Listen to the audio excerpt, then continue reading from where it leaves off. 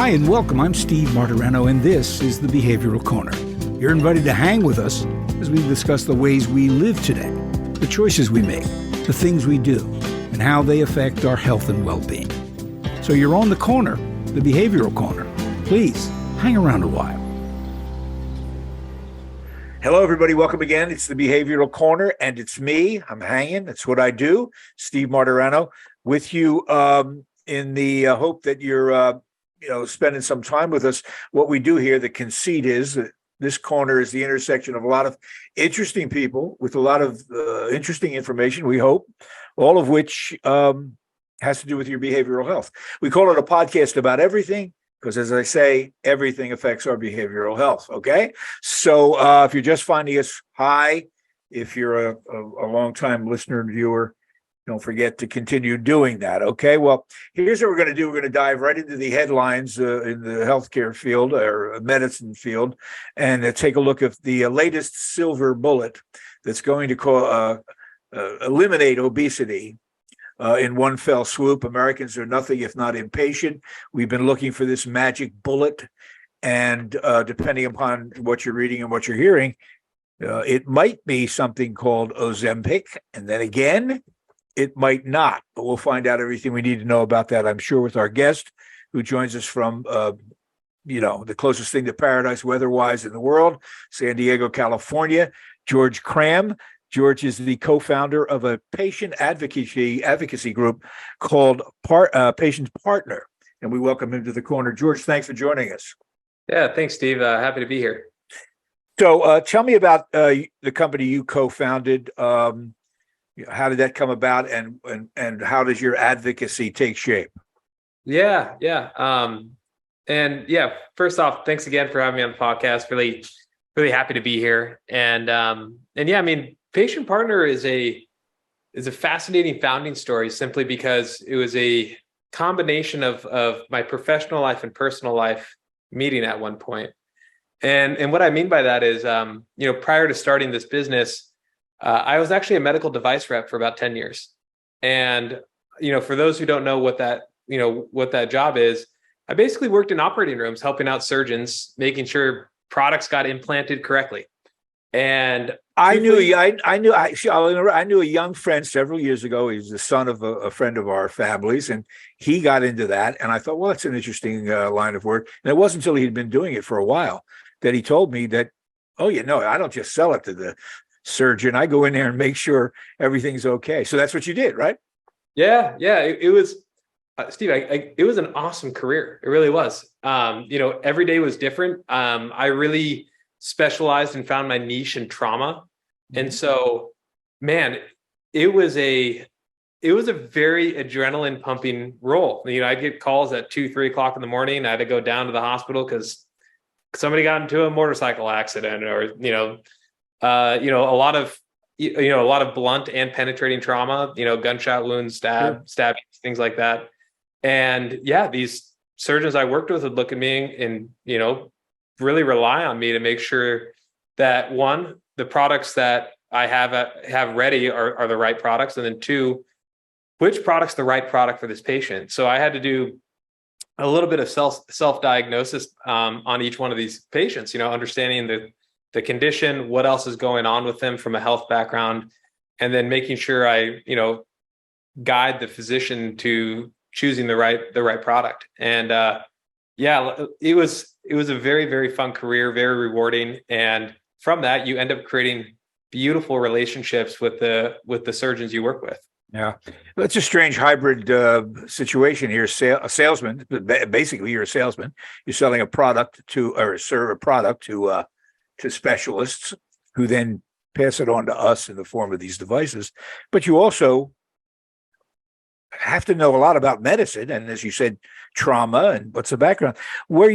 So which came first here, the horse or the cart? Were you ready to lean over a surgeon? I mean, you're in the room when they're cutting people up, right? Oh yeah. So how's the salesman and you go, okay, I'm not sales anymore. Now I'm in the OR. How'd that happen? Well, okay. Yeah. How I got into the med device, industry. When I was in college, I caddied at the local country club. And with that, you got to meet a ton of different people, all relatively successful. Wasn't a cheap country club to be a part of. Mm-hmm. And as I was caddying, you spend 4 hours with somebody and you get to kind of learn about what they do. And so, caddied for lawyers and doctors and entrepreneurs, and was really fascinated because there was several med device reps that were members, and I'd see them zoom in on their super cool cars. They'd be running into the locker room in their scrubs, and I would assume that they were just doctors or something like that, and they're like, I'm not a doctor, I just sell doctor stuff. And I'm like, why are you in scrubs though? I just don't get it. Yeah, right. And he was like, well, George, I'm in the operating room helping him. And I was so fascinated by that. I knew I kind of had this desire to go into sales, but I wanted like an exciting career. And to me, that seemed very exciting. And that's what really kind of led me to go down that pathway. And Steve, it's absolutely mind blowing. I mean, I had no medical background, never went to school for medicine, didn't take a single, I wasn't like, health background, anything like that. Yeah, you didn't drop out of med school and pivot to sales. No. You have no background. Tell me so what prepared you for the first time you were in an operating room? Yeah, so these companies that hire you, I mean, they do a pretty good job of trying to train you on the exact procedures that you'll be going into. And so with those trainings, there's cadavers. And so you work with cadavers. And I remember to this day when I saw my first cadaver, I almost fainted. I had to go back and lean back on the table because I was turning white. But it's just like anything, as you start seeing it more and more, you kind of get desensitized by it. Mm-hmm. And it turns into just, hey, this is every day. And for me, it was more of a puzzle, right? So it's I have to, as I evolved in my career, I started to understand okay, this patient came in, it has X, Y, and Z going on outside of this one condition. I need to understand the full landscape of this patient's, current situation in order for me to make an educated choice as far as which products that we're going to be using. It's a fascinating skill set because as you point out, that initial reaction is incredibly emotional. It's visceral. I'm sure first year med students feel some of that. And it's I would guess a deadly drawback if emotions overwhelm you and you're operating on someone's knee or hip or heart. So doctors, as we expect, to have a detached, scientific and emotionless relationship to that kind of a situation. I suspect lots of real good salesmen started out thinking they were going to sell medical devices, and then realized, no, maybe I'm not ready for that, right? They don't have a stomach for it. Yeah. Yeah. No, you're totally right. And it's funny, especially with me, I really specialize in a very particular aspect of trauma. And with that, I worked with pretty much all of the physicians in the Southern California area. And so, when a physician would go and see a certain case, they would call me and I'd come in and help advise. And, for me, it's I've seen 25 of these cases in the past month where this doctor might have seen one or two in their whole past year. Yeah. So there's times where, Steve, I kid you not, these doctors look at me and they're like, all right, George, what do I do next? No kidding. Yeah. And so I'm orchestrating within the operating room, but don't get me wrong, it's very much a team effort. You have the nurses, techs, the physician, the surgeon. And you're right in there. You're not looking on some monitor in another room. You're in there masked up and ready to go, huh? Yeah, exactly. That's interesting. What are just a few more things about the job? What sort of devices were you repping? Yeah, so I started off in orthopedics. Did a lot of sports medicine. Think of ACL, would tear the ACL, rotator cuff, things like that. And then went into orthopedic recon and trauma, doing more joints. And then on the trauma side, that's really where I got my first experience on the trauma, which, imagine somebody gets into a car accident, they break their femur, right? And so they would come in and I'd have products for that. And then I ended my career in biologics, selling soft tissue for any sort of abdominal, penetrating abdominal wounds. And then I did a lot of burn care. So, large TBSA burns in which we're trying to re-epithelialize skin, basically grow skin back, or try to build up tissue to skin graft. So and there are devices that can do all that. There sure is. And I sold arguably, I think the best device in the planet. I would show photos to people of like what this product could do. And it was, I called it the miracle product. These photos almost look like a late night infomercial where you're like, you see something like, okay, this is just fake, but it was incredibly powerful. This technology was unlike anything I've seen, and it was incredibly fun to sell. And not only that, it was incredibly inspiring to see how this changed people's lives. Well, we're well past the time when the bionic man or woman was a television show. Now it's now a practical reality. George Kramb is our guest. It's from that experience of helping doctors, physicians, and patients deal with the trauma of that would require his products to this advocacy work. Is that what you meant by everything coming together when you founded the company? Kind of. So, as a rep, like you have these really intimate relationships with the surgeons you worked with. And truthfully, I took advantage of that. Like anytime I got sick, my kids got sick, we never went to a doctor. I just pulled out my phone, called a buddy and told him what's going on and say, hey, can you send a prescription to CVS? But it wasn't until about 7 years ago, my wife was actually diagnosed with thyroid cancer. And with that, I went back to my typical playbook, like, hey, call my doctors, figure out what type of treatment we should be going down and understanding, the journey. And this was the first time where, my doctors were like, George, I don't really know much about oncology. Like, I'm not sure if I can really help you. And so we felt like the everyday patient. And as we were going through this and the oncologist was laying out all the treatment options, there's pros and cons. I actually got called into clinic one day because one of our doctors was like, hey, George, this patient wants to know what a knee replacement is. Can you help explain it to him? I'm like, okay. So I'm walking him through. The patient stops me and goes, George, thank you, doctor. I'm trying to decide if I really want to go through with this procedure. It's a pretty serious procedure. I want to make sure if I do it, it's really going to give me the life that I want back. And what would be really helpful is, do you have a past knee replacement patient that you can connect me with? And I remember sitting in the chair like, oh my gosh, this is literally what I need right now. And I left. I remember I was in the parking lot of that office and I called the oncologist. I'm like, hey, do you have another mom that you can connect my wife with? And he did. And Steve, it was life-changing for us. It really was. Like, my wife now had this companion who completely understood what it's like to be in her shoes at every step of the process. And it gave me this like overwhelming conviction where I'm like, this needs to be normalized in health. Yeah, right. It's surprising that it wasn't at that point, but with the ability to connect people rapidly now, it's a great idea. So out of that came Partner Patient, an advocacy group. And you know what? I'd love to have you back sometime and we can get real deep into what advocacy is all about and how Patient Partner works. But I'm suspecting that it was because of your, role as an advocate for patients, that the topic that we're centrally going to talk about would rise up, to the level of, your radar screen, because it's almost impossible not to have noticed this drug, even if you don't know the name of it.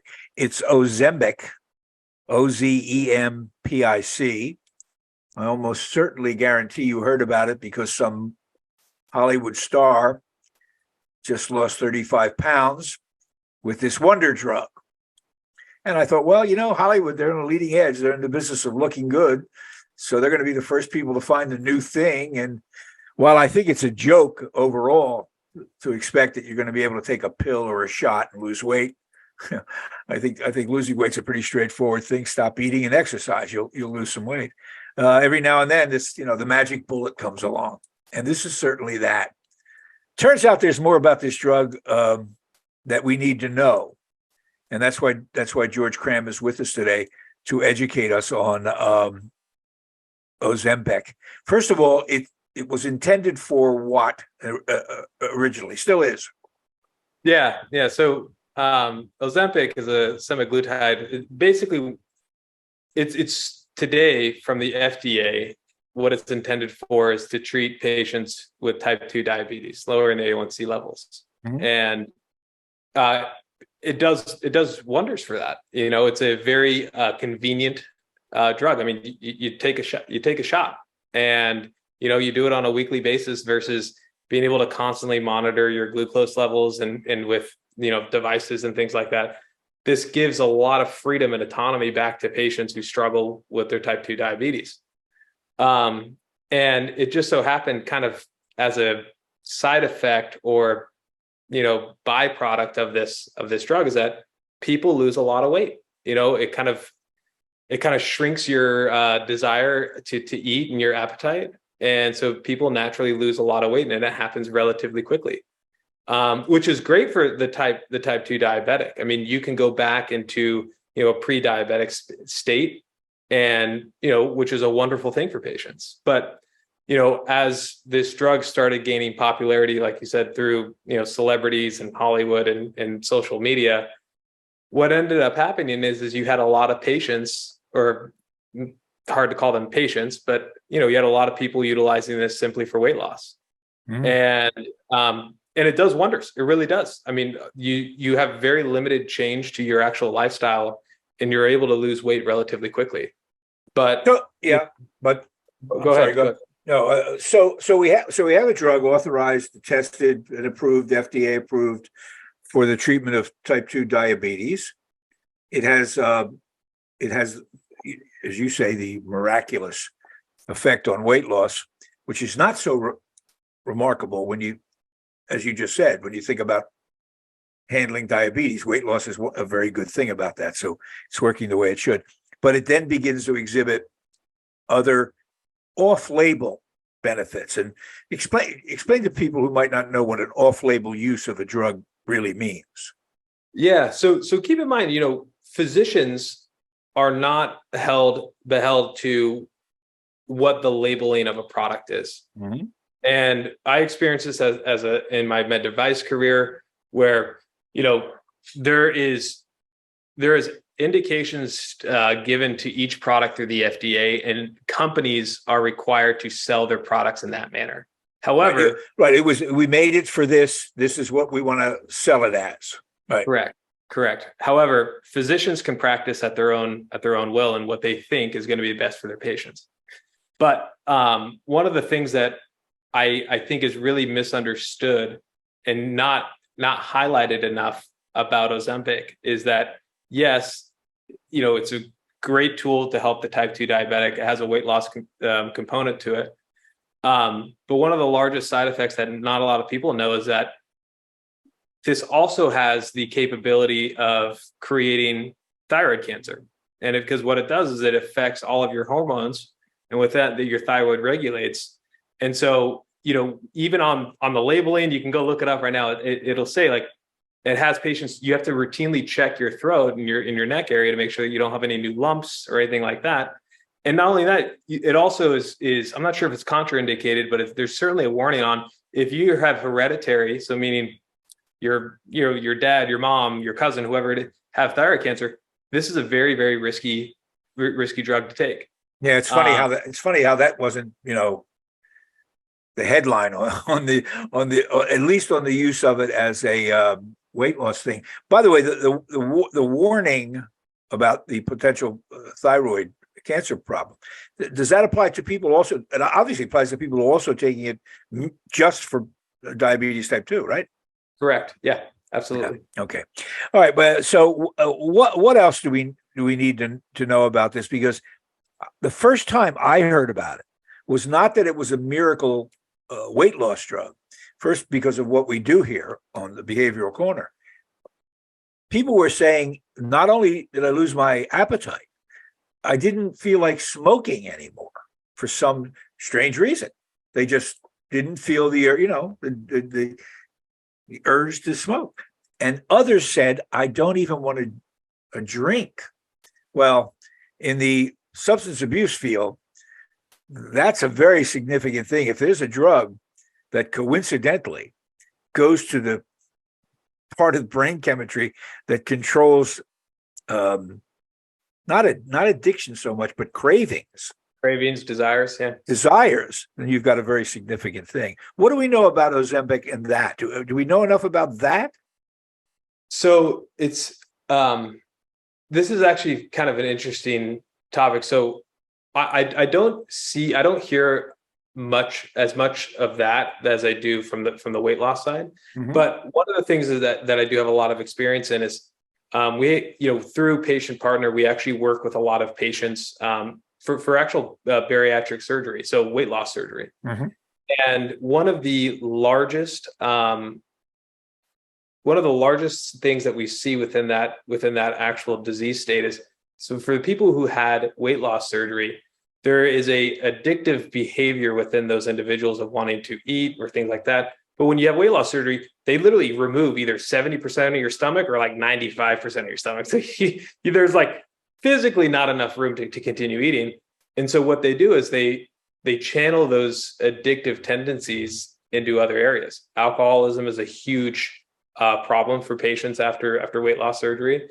And then also, things like gambling, things like, other addictive type of, vices start to surface. Yeah.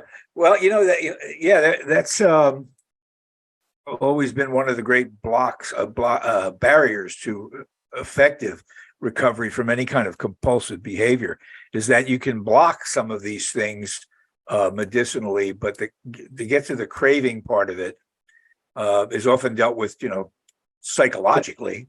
It's a behavioral change in the behavioral part. Yeah.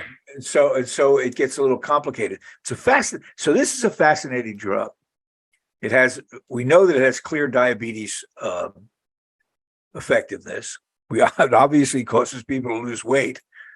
Just remarkable stories of what are people losing and in what span of time? Yeah, I mean, there's people losing 20 pounds a month, right? And it's like over and over and over again. And obviously, it totally depends on where your current weight is. Yep.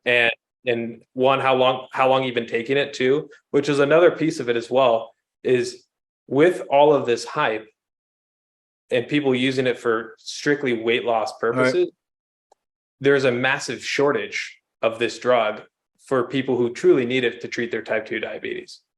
So much so that I think doctors are becoming a little more reluctant to just write a prescription. I mean, a doctor can give Ozempic to a patient who's not a diabetic, correct? Correct. Yeah, absolutely. Yeah. Well, and it's resulted, as you say, in a shortage for people who actually need it. George, what are some of the? I mean, there's a whole raft of side effects that go beyond the dramatic one of thyroid cancer danger. What are some of those side effects as well? Well, there's a lot of different elements that go into Ozempic. A lot of them is causing nausea, and it can create a rather aggressive reaction. A lot of patients experience vomiting. It can have a pretty big impact on your pancreas and your kidneys. And without question, if a woman is pregnant, there's a massive concern about one, not only there's a risk within the baby, but also from a breastfeeding standpoint. Mm-hmm. So patients who are like, hey, I just had a baby, I'm trying to lose weight, and they go on Ozempic, that could have a really large effect, especially if they're breastfeeding. How large is the population of people who are trying this? Is it getting bigger, or has some of information like this slowed down the use of it as a diet drug? No, it's only getting larger. I mean, there's more drugs coming out today. I mean, Ozempic's the headline. Wegovy is another drug, very, very similar. Mounjaro is another drug, very similar. Oh, so there's more on the horizon. Yeah, and these drugs by themselves, like for the type 2 diabetic patient, just incredible breakthroughs in technology. It really is.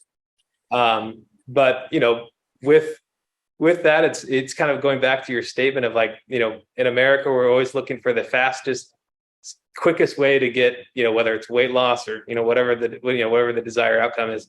And, this is a avenue to do it.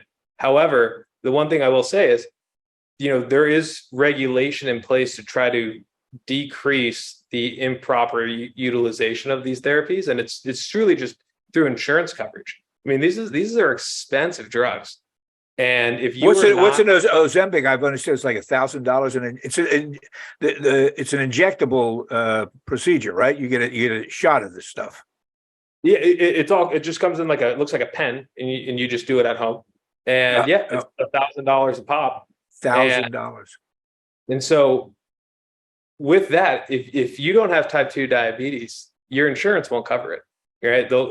It falls into a category of what's called not medically necessary. Right. It's like cosmetic surgery. Exactly. It won't cover it. How many one dose lasts? How long? How much weight do you lose from one shot?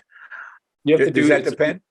So I have to look into Wegovy in Manjaro, but it's a weekly shot. So once a week you take a shot. When you get a prescription, they give you four pens within that prescription. Mm-hmm. So it's a month's supply. And yeah, I mean, so every month you go in and get a refill. But yeah, it's just a one time once a week. Yeah, it's incredibly. No wonder it started in Hollywood. First of all, they're in the beauty business. And second of all, the only persons that can afford that. It's an enormously expensive proposition. So you're an advocate. We'll put aside what you would advocate patients about this drug. And I'll ask you another question. Maybe you have an opinion. Do you think the marketplace will settle this? That if you go in and say, "Look, I don't have diabetes, but I'm obese. Look at me. I want to do this," and the doctor says, "Well, okay, I can give you that shot. It's not covered by your insurance." You think that the marketplace will sort this out, or do we need some more regulations here? So, I think it's already being done. So what I mean by that is a lot of these companies are already trying to expand their indications, and the only way that you do that is you have to do a lot of studies, gather a lot of data, and it has to be relatively overwhelming for the FDA to grant that indication. And when they do grant that indication, there's a domino effect that happens. One, these companies can now market it as a weight loss, drug. And then two, insurance will cover it. And so the widespread utilization of this and the way it gets significantly bigger is not necessarily through physicians and doctors saying, go do this, because there's going to be a natural roadblock just because not everybody can afford this on the monthly cadence. Yep. However, if this gets approved, this will turn into, I think, one of the most successful drug segments we have ever seen. If you look at just the overall obesity rate in the US, it's only climbing, starting at a younger age, and being able to have a quick fix. I mean, perfect. It's hard to say no to that. No, it's perfect. I mean, in terms of everything you just described, it is perfect. It's clearly there's a fortune out there. It's what people want. A lot of people need it. They don't want to go to the gym, or maybe they will after they lose the 50 pounds. But yeah, it's the perfect storm. Of course, and I'll let it go at this. We've got to be the description you made of broadening the indications for drugs was used to devastating effect with Oxycontin. When the pharmaceutical companies decided to pitch the idea that this drug was not addictive and could be used for a whole host of pain-related problems, the slippery slope got obviously dangerous, and we wound up with an epidemic. Stakes are a little higher here. This is a drug that can do a lot of great things for people who are diabetic. It has, like all drugs do, some downside, but it is now getting swept up, I think, in the glitz and glamour of show business. And people need folks like George Kramb to say, yeah, whoa. Is that the advocacy you would give to somebody who came to partner patients and said, what should I do? Do I get the bariatric surgery, or do I use this drug? It's the people. So there's a lot of stigma with obesity. There really is, and a lot of it is driven behind the notion of, patient or people just going, hey, go to the gym, lose weight, eat better. And, although that is true for a lot of people, there's also a subset of patients who, one, you get to a certain size where you truly just can't go to the gym anymore. You have a tough time even walking to the mailbox, and being able to have a solution that can dramatically start losing weight for people, for them to start having a more active lifestyle, I think could do a lot of wonders. And the one thing I will say is, like, you have to look at what obesity and being overweight does in the long run to your health, and you have to have a comparable, right? You look at like the largest leading cause of death in the United States, and it's really just a large piece of that is just because people are overweight, they don't work out, and they don't maintain a healthy cardio aerobic lifestyle. And if this can be a method to get the U.S. population, the world, into a healthier state, I think that's a great thing. But I do stress this a lot, is being able to be very clear to patients on what this experience would be like if you took Ozempic, if you took Wegovy, whatever it is, and have that understanding, and also understand your historical and genealogical background, and making sure that you're not going to potentially harm yourself in the long run just to lose some weight over the next 6 months. Well, that's great advocacy. Thank you, George. George Kramb from PatientPartner, talking to us about advocating for patients, making sure they know all that's necessary when they face a medical emergency or questions. People want more information. You've got the website. We'll have a link to that for you guys so people can find out what you're about. Are you all over the place, or just in Southern California, or where are you guys? Yeah, so we're just down in San Diego, California, and this is where our headquarters is. But Patient Partners we're actually now a global company. I mean, we help patients in Australia, New Zealand, Canada, various parts of Europe. And if you want to connect with me, feel free to reach out to me on LinkedIn or send me an email. My email is just george@patientpartner.com. Great, George Kramb. Thanks so much. We appreciate it. Have you back sometime soon, I hope. Yeah. Thanks, Steve. Talk soon. All right, George, take care. You guys as well. Don't forget, if you know the drill, follow us, like us, do that whole thing, and look for us, by all means, wherever you get your finer podcasts. Catch you next time on the Behavioral Corner. Bye-bye. Retreat Behavioral Health has proudly been serving the community for over 10 years. Here at Retreat, we believe in the power of connection and quality care.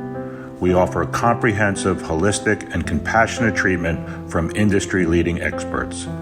Call 855-802-6600 or visit us at www.retreatbehavioralhealth.com to begin your journey today.